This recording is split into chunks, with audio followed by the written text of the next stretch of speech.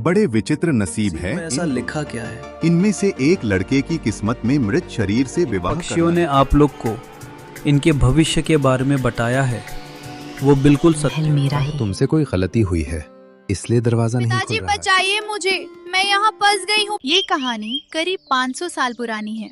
एक बार दो बहनें जंगल से लकड़ियाँ काटकर अपने घर की ओर लौट रही होती हैं। तभी एक पेड़ की टहनी पर दो रहस्यमयी और जादुई पक्षी बैठे हुए थे और आपस में बातें करते हैं। अरे अरे, वो देखो, सामने कितनी खूबसूरत लड़कियां आ रही हैं। सच में ये दोनों तो वाकई में बहुत खूबसूरत है। जितना खूबसूरत ये दोनों बाहर से हैं, उतना ही सुंदर इनका दिल भी है। हाँ हाँ, तुम सही कह रहे हो। जितनी सुंदर ये दोनों हैं, काश इनकी किस्मत और इनका नसीब भी इतना ही सुंदर होता। नसीब क्यों? क्या हुआ इनके नसीब को?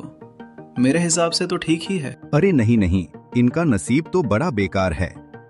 बहुत दुख भरे पड़े हैं इन दोनों के जीवन में। बड़े विचित्र नसीब है इन दोनों के।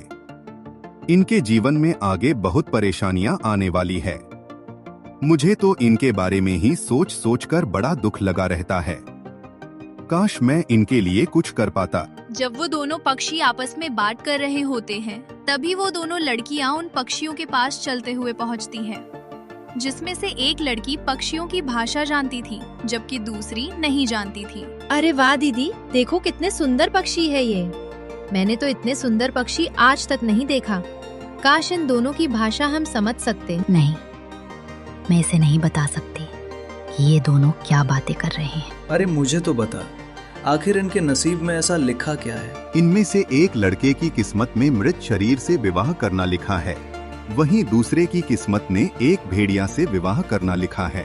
ओह, अब इन बेचारियों का क्या होगा? जब दोनों पक्षी बातें कर रहे थे, तभी वो दोनों लड़कियां उनकी बातें सुन रही होती है। श्यामाली, अंधेरा हो रहा है, चलो यहाँ से। रास्ते पर चलते चलते मोहिनी सोच में पड़ जाती है और उदास हो जाती है। क्या वो दोनों पक्षी सच कह रहे थे? क्या हमारा नसीब सच में खराब है? कुछ ही देर में दोनों अपने घर पहुंचती हैं। बेटियों, इतनी देर कैसे हो गई? हमें बहुत फिक्र हो रही थी तुम्हारी। मैं भी बड़ा भागा पिता हूँ अपनी बेटियों का। मेरा शरीर बहुत जल्दी बूढ़ा हो गया। जो काम मुझे करना चाहिए वो मेरी बेटियों को करना पड़ रहा है। ना जाने क्या लिखा है मेरी बेटियों के नसीब में। ऐसा मत कहिए पिताजी, आपने भी तो बहुत मेहनत करके हमें बड़ा किया है। अब जब आपका शरीर साथ नहीं दे रहा, तो क्या हम भी आपका साथ छोड़ दें?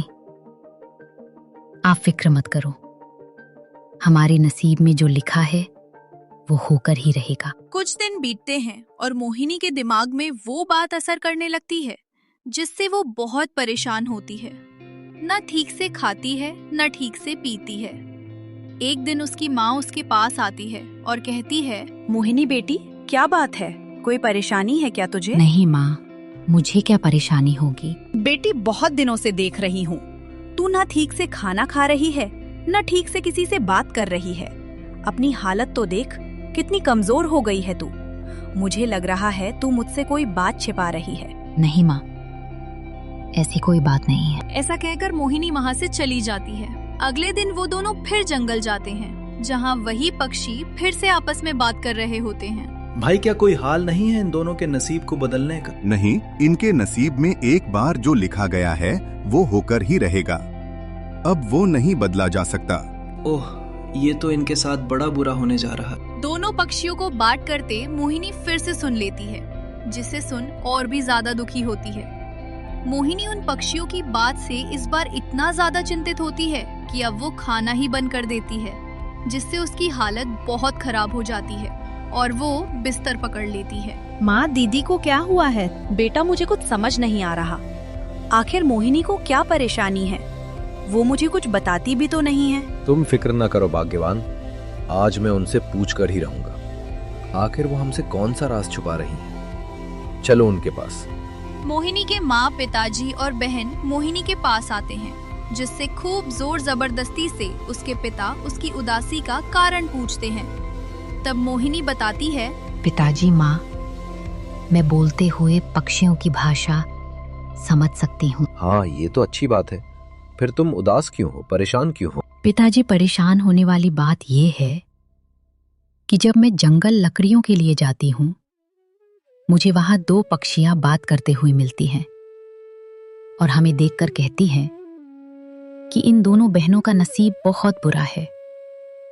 बहुत दुख तकलीफ है हमारे नसीब में। एक काम करो, तुम मुझे कल उन पक्षियों के पास लेकर चलना, मैं भी देखूं आखिर वे कौन से रहस्यमय पक्षी हैं जो तुम दोनों की भविष्यवाणियां कर रहे हैं। जी पिताजी, आप कल मेरे साथ चल। अगली सुबह चारों जंगल की ओर निकल जाते हैं और उन्हीं 2 पक्षियों के पास पहुंचते हैं। देखो, मैं तुम्हारी भाषा समझ सकती हूँ। तुम दोनों इतने दिनों से जो हम दोनों बहनों के बारे में भविष्यवाणी कर रहे हो, मैं सब सुन चुकी हूँ। तुम दोनों सारी बातें विस्तार से समझाओ कि आखिर क्या होने वाला है हमारी जिंदगी में। अरे वाह, यह तो बहुत अच्छी बात है कि तुम दोनों हमारी भाषा समझ सकते हो। देखो, तुमने जो भी हमारे मुंह से सुना है वो सब सही सुना है। आगे क्या होगा, अच्छा बुरा, वो हमें पता नहीं, लेकिन फिलहाल हमें यही दिख रहा है। हो सकता है आगे बहुत अच्छा हो या हो सकता है आगे बहुत बुरा हो। तुम ज्यादा चिंतित मत हो और भगवान पर छोड़ दो सब। क्या हुआ बेटी, क्या कह रहे हैं ये पक्षी? मोहिनी अपने पिता को सारी बातें विस्तार से बताती है। बेटी, इन पक्षियों की बातों को भूल जा, ये तो कुछ भी कह रहे हैं। नहीं पिताजी, ये सच कह रहे हैं और जो लिखा है ऊपर वाले ने वो होकर ही रहेगा। उसे ना आप मिटा सकते हैं और ना मैं। चलो अभी घर चलो, तुम बहुत कमजोर हो गई हो, तुम्हें यहाँ ज्यादा देर नहीं रुकना चाहिए। सभी अपने घर की ओर निकल जाते हैं। मोहिनी के माता पिता उसे बहुत समझाते हैं, लेकिन मोहिनी किसी की नहीं सुनती। ठीक है, अगर आप लोगों को लग रहा है कि वो पक्षी ऐसे ही बोल रहे हैं तो ठीक है। हम उस समय का इंतजार करते हैं और देखते हैं कि आखिर क्या होता है। बेटी, तुम आराम करो, कुछ ना कुछ उपाय जरूर खोजता हूँ तुम्हारी परेशानी की। ये क्या हो गया जी? हमारी दोनों बेटियों के नसीब सच में बहुत बुरे हैं। मैं एक काम करता हूँ, यहाँ से कुछ कोस दूर एक जंगल है, वहाँ एक बहुत ही सिद्ध बाबा रहते हैं। मैं उन्हीं के पास जाता हूँ और उनसे कुछ उपाय पूछ कर आता हूँ। ठीक है जी। रो मत भाग्यवान, सब सही हो जाएगा, मैं जाकर जल्दी से ही आता हूँ। मोहिनी के पिता उस जंगल में जाते हैं और उन सिद्ध बाबा को अपने साथ लेकर अपने घर आ जाते हैं। मोहिनी, शामली, मैं एक बहुत ही जाने माने सिद्ध बाबा को लेकर आया हूँ, चलो वो तुम्हारे भाग्य के बारे में बताएंगे। मोहिनी और शामली को उसके पिताजी उन सिद्ध बाबा के पास लेकर आते हैं और बाबा के पास बिठाते हैं।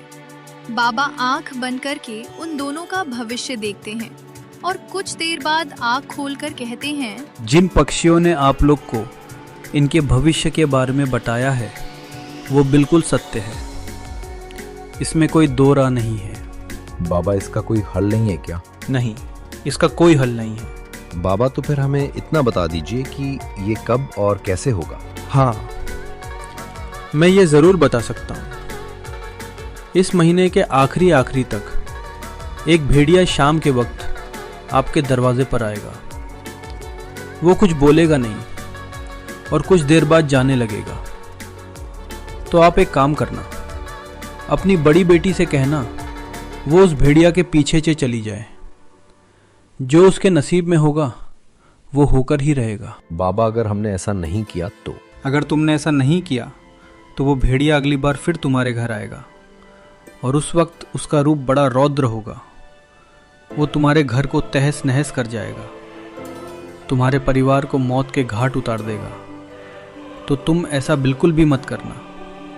अगर तुम अपने परिवार का भला चाहते हो तो ठीक है। बाबा, अब आप मेरी दूसरी बेटी के बारे में भी बता दीजिए। बेटा, आज तुम्हारी दूसरी बेटी का भविष्य बताने का मुहूर्त नहीं है, मैं किसी और दिन बताऊंगा। अभी मैं चलता हूँ। ठीक है बाबा। कुछ दिन तो बड़े अच्छे से बीतते हैं, लेकिन जब महीने का आखिरी दिन आता है और जब शाम को सब बाहर बैठे हुए होते हैं, तभी एक खूंखार भेड़िया उनके दरवाजे पर आता है। भगवान, लगता है ये वही भेड़िया है जिसकी बात वो बाबा कर रहे थे। नहीं, मैं अपनी बच्ची को उसके साथ नहीं भेजने वाली। भेड़िया कुछ देर दरवाजे पर खड़ा खड़ा देखता रहता है, उसके बाद वो वापस जाने लगता है। माँ, पिताजी, मैं अपनी जान बचाने के लिए आप लोगों की जिंदगी खतरे में नहीं डाल सकती। मेरा समय हो गया है, मुझे अब जाना होगा।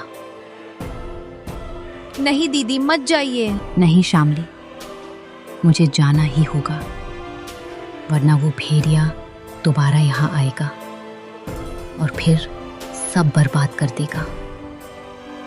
जिंदगी रही तो फिर मिलेंगे, लेकिन अभी मुझे इजाजत दीजिए पिताजी।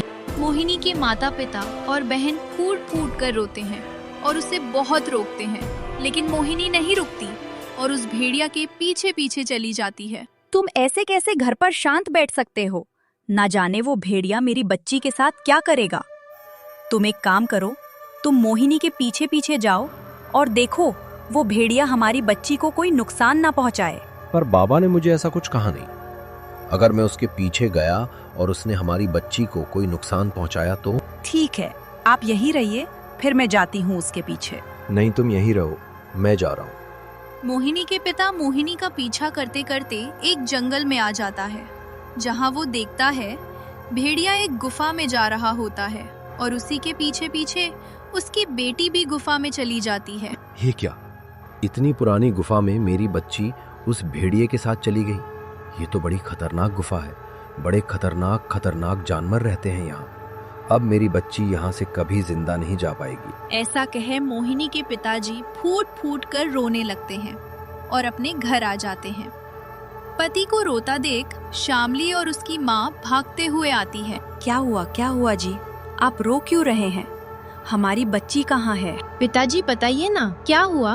भाग्यवान वो भेड़िया हमारी बच्ची को उस खतरनाक वाली गुफा में लेकर गया है। उस गुफा में कोई एक बार चला जाए तो कभी वापस नहीं आता।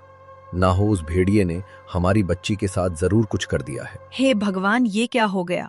हमारी बच्ची का नसीब तूने कैसा लिखा है प्रभु? रो मत भाग्यवान, मैं कल सुबह एक बार और देखता हूँ। उस गुफा के पास जाकर शायद मुझे अपनी बच्ची वहां मिल जाए। मैं जा रहा हूँ, तुम शामली का ध्यान रखना। ठीक है जी, मेरी बच्ची मोहिनी को सही सलामत घर लेकर आना। शामली के पिता उस जंगल की गुफा के पास पहुंच जाते हैं। अब मुझे इस गुफा के अंदर जाकर देखना ही पड़ेगा। अरे ये क्या है? इतनी तेज रोशनी इस गुफा में कहां से आ रही है? इस गुफा में तो अंधेरा रहना चाहिए, लेकिन यहाँ से तो इतनी तेज रोशनी आ रही है। मोहिनी के पिता उस गुफा में आगे बढ़ते जाते हैं, जिससे कुछ दूर चलने पर वो दूसरी दुनिया में पहुंच जाते हैं, जहां एक अलग दुनिया थी, अलग राज्य था और खूब सारे लोग थे। ये मैं कहां आ गया? ये तो कोई अलग ही राज्य लग रहा है। कुछ दूर चलने पर वो एक आदमी से पूछता है, भाई ये कौन सा राज्य है? भाई, तुम क्या पहली बार इस राज्य में आए हो? हाँ? तुम्हें इस राज्य के बारे में नहीं पता, जिसकी प्रशंसा दूर दूर तक है? वैसे तुम कहां से हो? नहीं भाई, मुझे नहीं पता, क्या आप मुझे बताएंगे? यह पालमपुर राज्य है। यहाँ राजा वीरसेन राज्य करते हैं। ओह अच्छा, ठीक है भाई, बताने के लिए आपका बहुत बहुत शुक्रिया। मोहिनी के पिता कुछ दूर चले ही थे कि उनकी नजर एक बगदी पर पड़ती है, जिसमें रानी के भेष में मोहिनी बैठी हुई थी। अरे, मैं ये क्या देख रहा हूँ?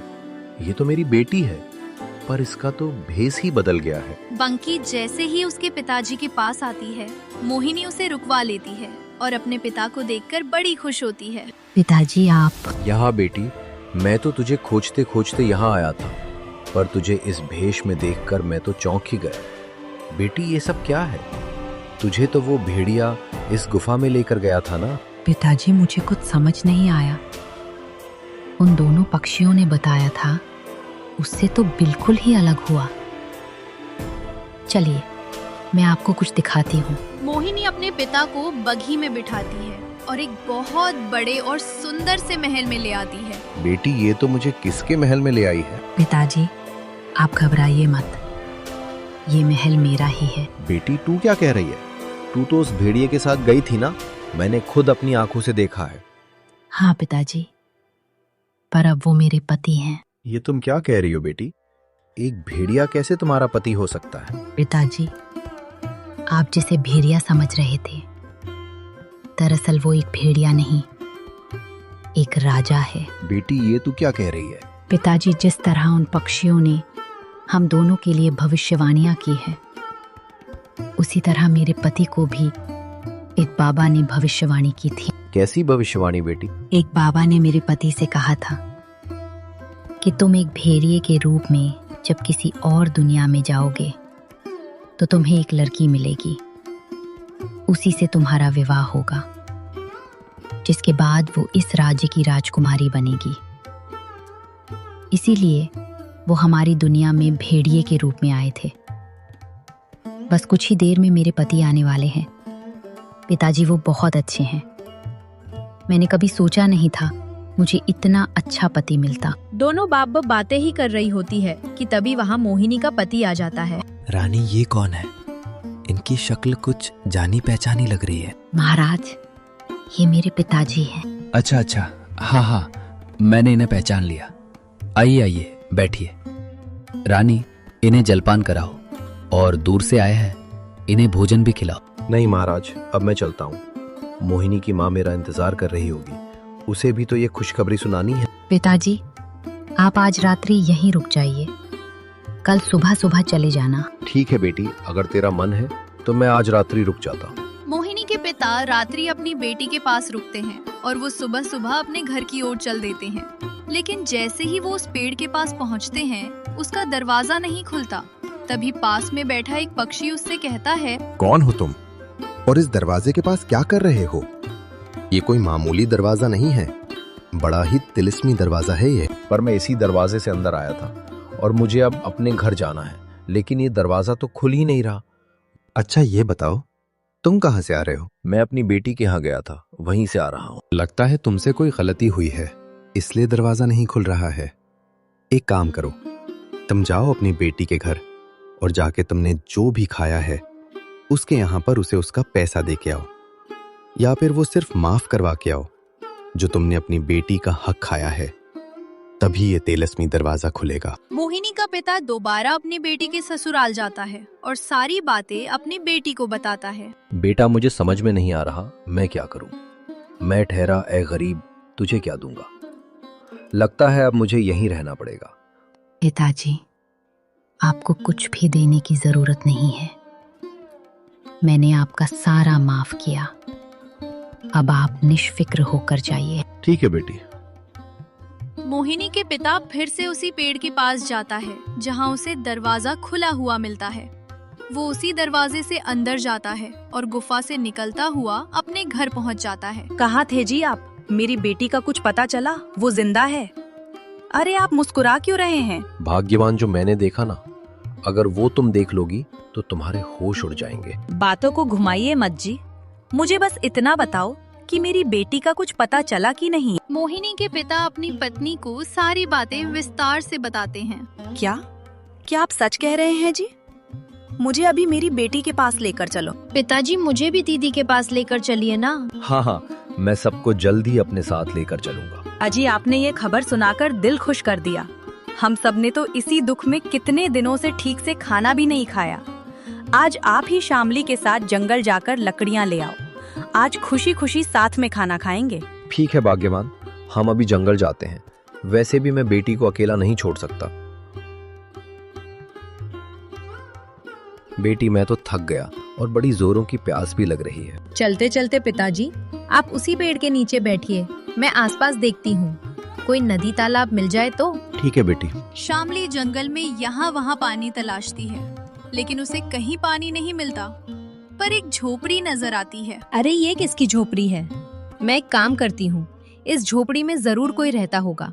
मैं पिताजी के लिए यहीं से पानी मांग लाती हूँ। शामली उस झोपड़ी के पास आती है, लेकिन वहाँ उसे कोई नजर नहीं आता। कोई है क्या इस झोपड़ी में? अरे कोई है, कब से चिल्ला रही हो, कोई आता ही नहीं। लेकिन घड़ा तो रखा हुआ है।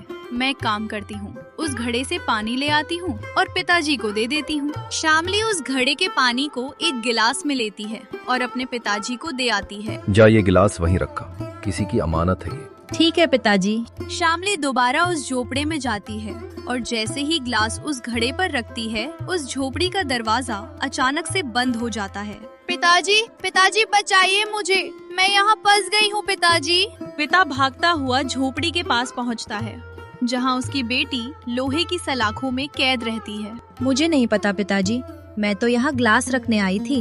अब देखो तो यहाँ एक चूल्हा जल रहा है, और उस पर कुछ पक रहा है और पिताजी यहाँ एक मृत शरीर भी पड़ा हुआ है। मुझे बहुत डर लग रहा है पिताजी। बेटी ये सब क्या हो गया? तुम अंदर कैसे फंस गई? शामली के पिता बहुत कोशिश करते हैं लेकिन वो सलाखें उससे नहीं खुलती। बेटी घबराओ मत, मुझे लगता है उन पक्षियों की दूसरी भविष्यवाणी भी सच हो गई है। बेटी मैं कोशिश करता हूँ इसे खोलने की। हाँ फिक्र मत कर बेटी, मैंने बहुत कोशिश कर ली लेकिन ये सलाखें तो मुझसे नहीं खुल रही। लगता है यही तेरा नसीब है। पिताजी अंधेरा होने वाला है, अब जाइए यहाँ से। अब लगता है यही मेरा नसीब है। आप मुझसे मिलने आ जाया करिए। नहीं बेटी, मैं तुझे छोड़कर नहीं जा सकता। पिताजी आपको मेरी कसम, जाइए यहाँ से वरना मैं परेशान हो जाऊंगी। शामली के बहुत कहने पर उसके पिताजी वहाँ से चले जाते हैं। शामली अंदर जाती है और देखती है कि मृत शरीर कपड़े से पूरा ढका हुआ है और पैर सामने हैं। मैं क्या करूं? इस मृत शरीर के साथ तो मुझे बहुत डर लग रहा है, पर पैरों से तो ये ऐसा लग रहा है जैसे बेहोश हो। एक काम करती हूँ, बचपन में जब मैं और दीदी थक जाते थे तो माँ पिताजी पैरों के तलवों की मालिश करते थे। मैं इनके पैरों की भी मालिश करती हूँ, शायद ये फिर से जिंदा हो जाए। शामली उस मृत शरीर के पैरों के तलवे पर मालिश करना शुरू कर देती है। वहीं दूसरी तरफ पिता जब घर पहुंचते हैं तब अजी शामली कहाँ है? अरे आप उदास क्यों हैं? बताइए ना, हमारी बच्ची कहाँ है? शामली के पिता अपनी पत्नी को सारी बातें बताते हैं जिससे उसकी माँ बड़ी परेशान होती है। हाय, ये क्या हो गया? मेरी एक बच्ची तो खुश है पर दूसरे के साथ ये क्या हो गया? दोनों माँ बाप फूट फूट कर रोते हैं। चलो मुझे अभी अपनी बेटी के पास ले चलो। शामली के पिता अपनी पत्नी को सुबह सुबह उसी जंगल में ले जाते हैं लेकिन वो झोपड़ा उसे कहीं नहीं दिखता।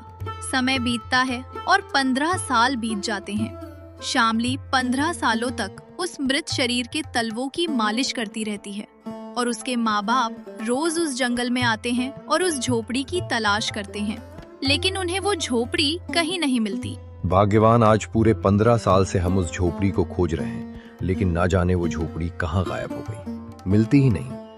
हाय मेरी बच्ची, न जाने कहाँ होगी। वहीं दूसरी ओर शामली की उम्र भी अब काफी हो चली थी।